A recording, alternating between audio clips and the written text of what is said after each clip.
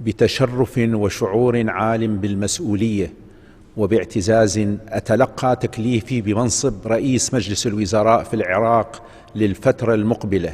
محمد توفیق علاوی کاندیدی ڕاستپێدراو بۆ پۆستی سەرۆکوەزیرانی داهاتووی عێراق گفتوگۆکانی بۆ پێکهێنانی کابینەکەی دەست پێ کردووە.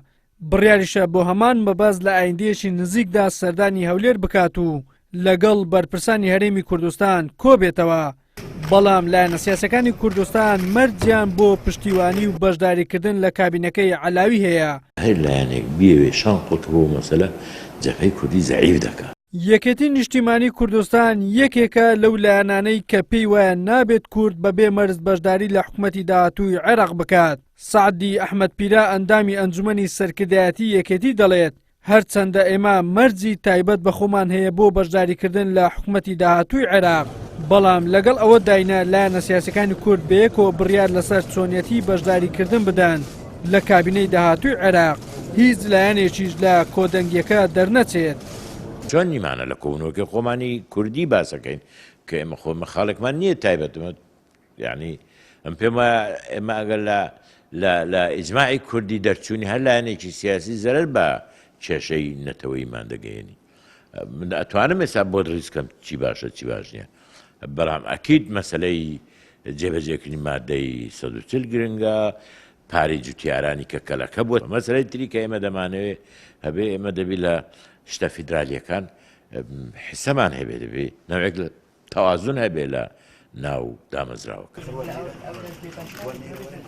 پارتی دیموکراتی کوردستان چاوەڕوانی شەقام و ئەنجومەنی نوێنەرانی عێراقا بۆ ئەوەی بزانێت کە ئەخۆ متمانە بە علاوی دەدەن یان ڕەتی دەکەنەوە. ئەندامێکی سەرکردایەتی پارتیش گومانی هەیە کە حکوومەتەکەی علاوی تەمەنی درێژ بێت. دەشڵێت ئێمە بۆ پشتیوانیکردن لە سەرۆکوەزیرانی ڕاستپێدراو مەرجی جێبەجێکردنی دەستور و هاوسەنجی و شەراکەتی ڕاستەقینە لە حکوومەتی داهاتوومان هەیە.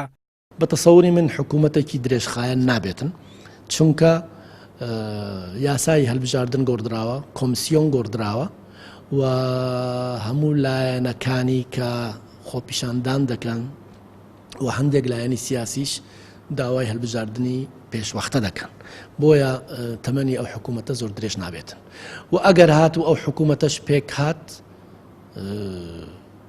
بەنسبەت ئێمەی کورد گرنگە ڕێز لە دەستوری عێراق بگرێ، بەندەکانی دەستور جێبەجێ بکاتن و پرنسیپی شەراکەت و تەوافق و تەوازن پەیڕەو بکاتن.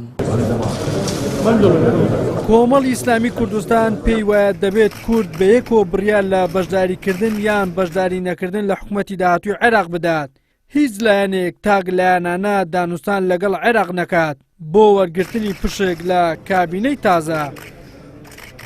پێویستە هەموو حزبەکان ئەگەر بەشدار بن بەیەکەوە بەشدار بن، بەشدار نەبن بەیەکەوە بەشدار نەبن و هەروەها ئەو بەشەی یا بەرکەوتەیە کە بۆ کوردا دەندرێ بە شێوەیەکی دادگەری بەسەر هەموو لایەنەکاندا دابەش بکرێت. کێشە لەوە نییە کە تا ئێستا ینی حکوومەت لەلایەن حزبەکان پێکاتوە، بەڵکو کێشە لەوە بووە کە ئەو وەزیرانەی کە نوێنەری حزبەکان بووە تا ڕادەیەکی وەزیری سەرکەوتوو نەبوون یا خەریکی خۆ خەریکی گەندەڵی بوون. إن هذا التكليف يضع على عاتقي مسؤولية تاريخية كبيرة. بڕیارە محەممەد تۆفیق علاوی لە ماوەی یەک مانگدا پێکهاتەی کابینەکەی پێک بهێنێت و بیخاتە بەردەستی پەرلەمان بۆ متمانە پێدانی، بەڵام ئەو ئێستا لە نێوان بەرداشی لایەنە سیاسیەکان کە داوای پشتی خۆیان دەکەن لە حکوومەت و بەرداشی شەقامدایە کە بە هەموو شێوەیەک ڕەتی دەکەنەوە حیزبەکان بەشدار بن لە کابینەی تازە. بۆیە کارەکەی علاوی زۆر قورسە، دەبێت بە جۆرێک حکوومەتەکەی پێک بهێنێت کە بە دڵی هەردوو لابێت. ئەمەش کارێکی ئەستەمە. وەلی سەلیم، کەناڵی ئاسمانی پێم، هەولێر.